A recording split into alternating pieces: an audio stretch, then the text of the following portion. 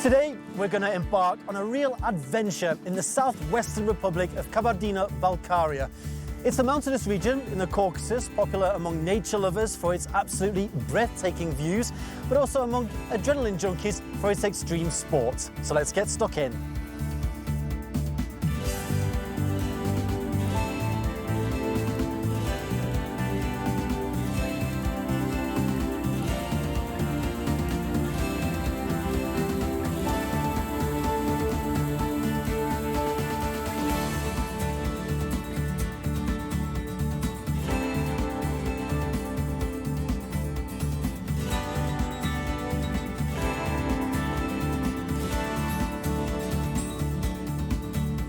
Tengiz, nice to meet you.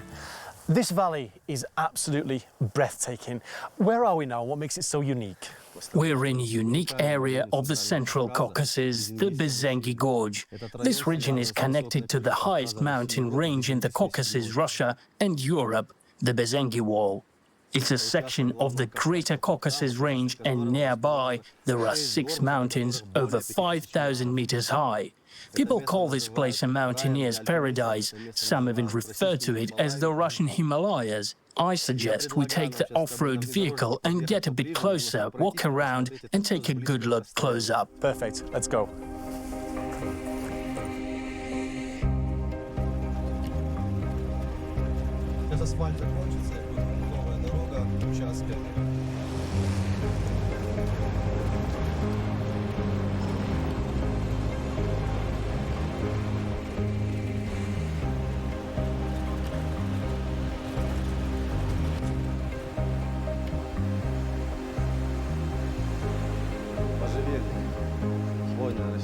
What does Bezengi mean, Tengiz?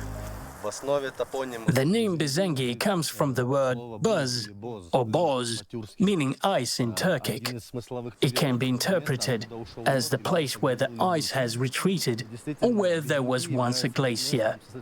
True to its name, Bezengi has a massive concentration of ice. We're actually standing in the ancient bed of a glacier right now. You can see traces of glaciation all around. The main glacier here, Uluchiran, or the Bezengi Glacier, has retreated more than 1.5 kilometers over the past 60 years. Really? So it was here before? Yes, when the Bezengi mountaineering camp was established 60 years ago, the glacier was very close. People say that kitchen used to store meat in the glacier's crevices as there was no electricity, and slowly the glacier receded and shrank. But it's still the most extensive glacier in Russia and Europe. Amazing. And is it true that sometimes the Caucasus region is called the Russian Himalayas?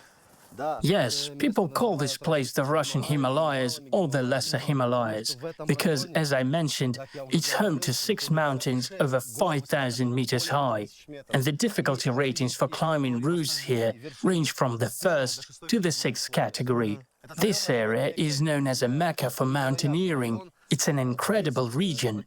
For decades, it has been the heart of Russian mountaineering, where the unique Soviet tradition was preserved with some of the best Soviet training techniques and methods now enhanced with modern approaches. That's why this climbing camp is considered one of the best in Russia and across the region.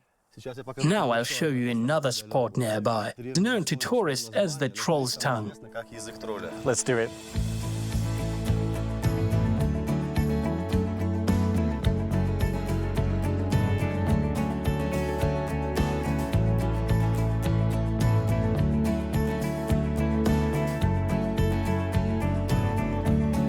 So this is the Troll's Tongue. It even looks a bit similar to the one in Norway, and it shares the same name. Can't be a coincidence. We're in the Caucasus, not Scandinavia. There have never been any trolls here. This is an area with a long history of human settlements. It is called Upper Hulam. It's one of the oldest settlements in Kabardino-Balkaria, dating back to the early Middle Ages. This place is closely tied to the origins, emergence and development of the Balkar people. This very cliff is called Deolesirk, meaning Giant's Elevation or Giant's Ridge. According to ancient ancient legends, giants once lived here, known as Deole or Emigen, and it was here that they would gather. And this rock we're standing on, it's like a giant's tooth. That's its real name. That's a better name, I think. Exactly, the giant's tooth. I like that. I'm going to call it that. Yes, no trolls, giants. And look at the amazing panorama we get from up here. It's amazing. Nature and history are inseparable here. You can't separate the two because everywhere you look there are traces of human presence. Those ancient terraces, they're thousands of years old. You can see early medieval settlements, the remains of fortifications, towers and fortresses scattered across the valley. It's an incredible place that's drawn people here for a very long time. As the day winds down, we're wrapped in the gorgeous sunset of the Byzangi Wall on the main Caucasian range. I think it's been a beautiful and memorable day.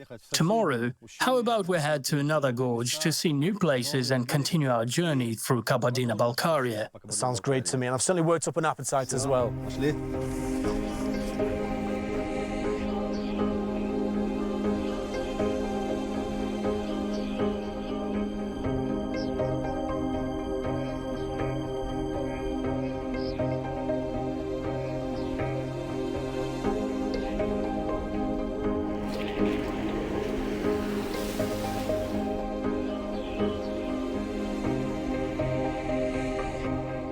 Tengiz, it's called the dry lake for obvious reasons, although if it keeps raining like this, it won't be dry for very long. Where did all the water go? I feel like joking. It's like tourists drank all the water here back in the day. But in reality, this is a classic karst lake. This basin is the sinkhole of a karst lake that was once over 180 meters deep and filled with water. But karst is a soft material, it changes quickly. One theory claims the water flowed into the lower lake, leaving this unique natural landmark behind. You can practically see it in a cross-section here, showcasing both the karst lake and the layers from the ancient Tethys Ocean. Yeah, you can see the layers. Exactly. Now, I've been told that when there was water here, that any object or animal that fell in it would disappear without a trace. Do you know anything about that? Mountains are like that. You start out with sunshine, and by the time you get there, it's raining. You always have to be ready. A traveler has to be prepared for changing weather. But the rain won't ruin our mood. The legend more likely pertains to the lower lake, since that's where there's still water. But if something or someone were to fall down here, they'd be searching for a long time too. In fact, this spot has been attracting extreme tourism for a while now. Bungee jumpers leap down here, rock climbers come to practice on the cliffs. And I'll tell you more, I'll be coming here soon with my team of students. We'll rappel down and explore the lake bottom. But there's still a 9-meter deep lake below. Divers have gone down there too, but it's not yet proven if this sinkhole is isolated or connected to an underground water system. This lake still awaits its explorer. Right, well, I don't think that's going to be me, Tengiz. Shall we get out of the rain? Let's go.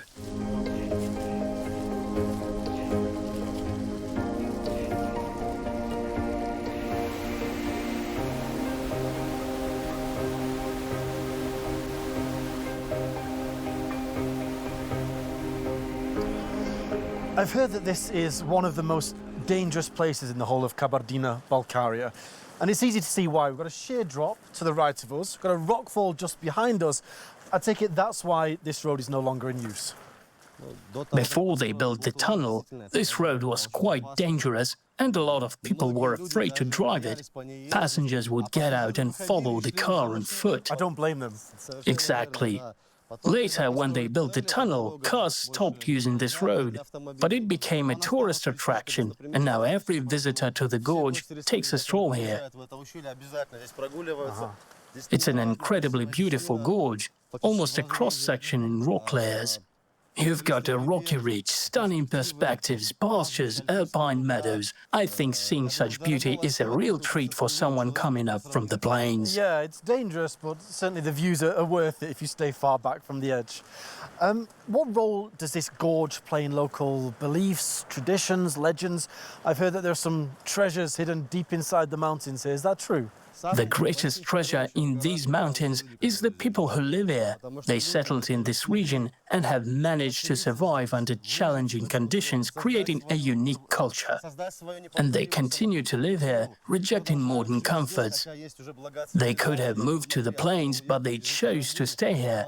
They love this area and can't imagine life anywhere else. These people are truly the mountain's greatest treasure. Very poetic, Tengiz. Thank you.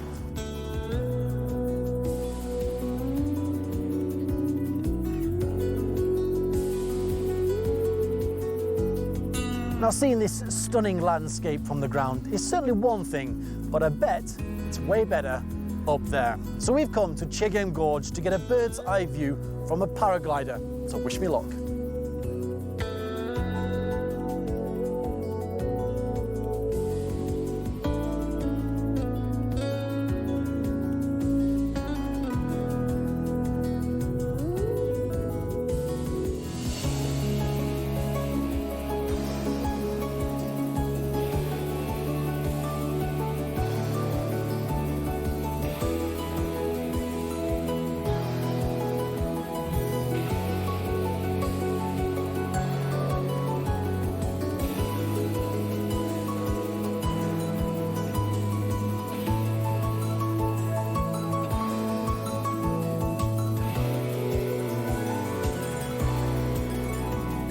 What a perfect way to relax after such a thrilling experience and calm down by the pool, Marat.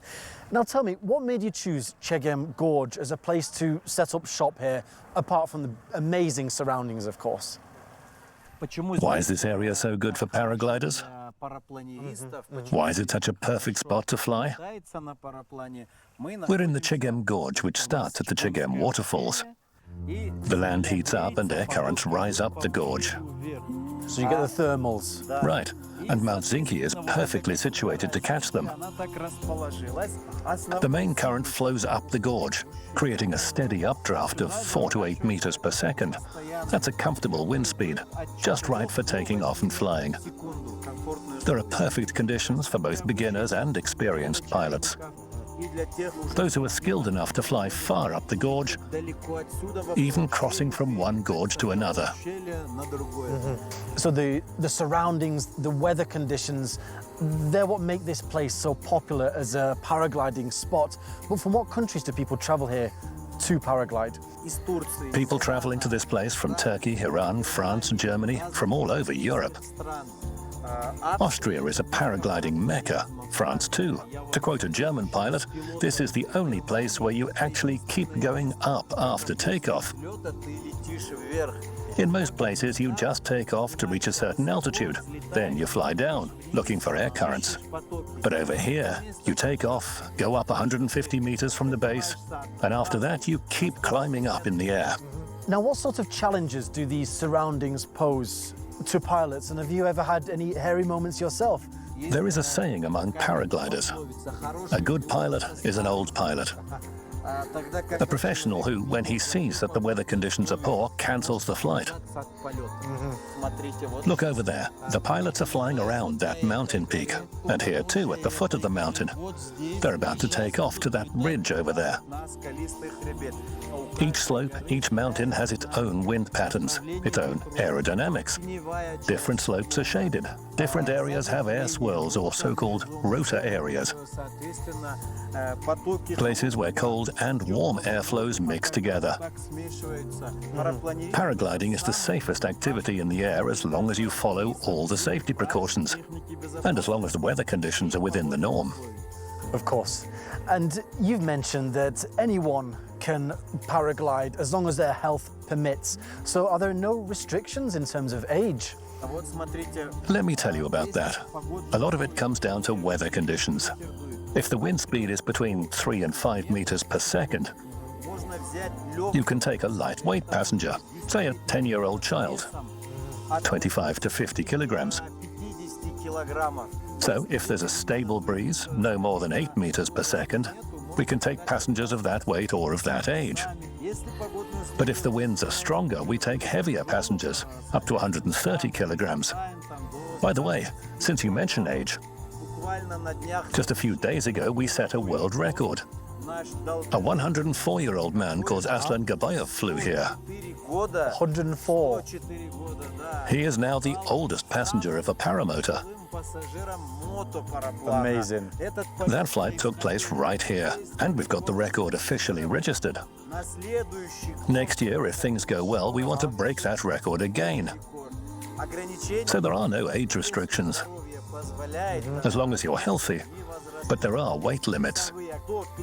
We don't take passengers below 15 to 20 kilograms or above 130 kilograms. But in the range between 20 and 130, there are no restrictions, apart from good health. And the desire to do it.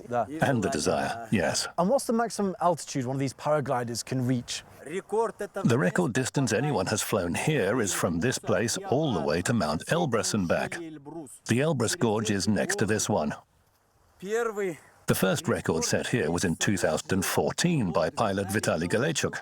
He flew a distance of 130 kilometers. Really? At a height of 4,600 meters. The next record was set by a group of pilots in 2021 in very favorable conditions. They too flew to Elbrus and back. Another record flight of note was through 4 gorges all the way to Dargavs in Ossetia. The distance was 140 kilometers, and the pilot landed there after navigating 6 gorges. To make these high-altitude, long-distance flights, you've got to have perfect weather conditions. As long as the weather is nice and you've got an experienced pilot who knows their way around the mountains, there's no limit to what you can do. So if I'd have wanted to today, weather conditions permitting, air traffic control permitting, I could have possibly gone to Georgia. In theory, it is possible, provided that weather conditions are good. But you've got to do the paperwork first before you cross the border. So, theoretically, as long as the weather is perfect, you can do that. Well, I've already had some amazing experiences and memories from this base. Thank you very much, Marat.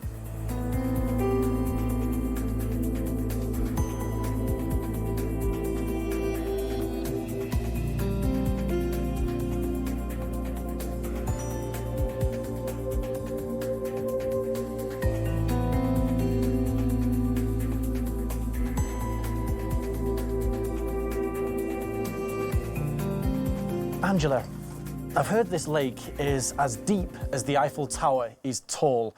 It's quite hard to imagine from where we're sitting at this moment. How far down does it really go? As of today, the lake has a depth of 279 meters. It used to be even deeper when it was studied by Georgian scientists. Back then, it was 360 meters deep. The Eiffel Tower is slightly higher. And why did the depth of the lake change? Most likely, this has to do with the erosion of the lake walls. The rock is very soft here. This is a karst lake.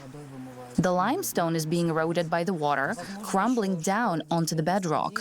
It is also possible that human activity is affecting that process as well. Active construction work is a known factor. Now, some locals have described this lake as bottomless, and we obviously know that's not the case, Angela, but how well studied has this lake been? People from all across Russia come here because the lake doesn't freeze over. There are massive groundwater flows in this area, spring water, so you can dive all year round. And I heard that I'm not the first Englishman to go into this lake. Correct. You're not the first one. The first was a diver by the name of Martin Robson. He set a record going as deep as 209 meters. I don't think that we will beat his record today. Not a chance. Okay, well, let's get ready. This is your main mouthpiece for breathing, and this is the backup in case the main one fails or when you need to help someone else. Divers typically swim in pairs. You go with a buddy. This is part of the diving safety. When someone has a problem underwater, they can give a hand signal, and if necessary, we hand them our backup mouthpiece. And this is the sign. This sign means there's a problem. This way we can talk underwater. This sign means there's a problem. Up, down, okay. Or say you look at your pressure gauge and you can gesture to your partner to let them know how much air you have left. This means 50, this is 100, and these are ones. So you can track everything. Thank you, Angela. Really happy.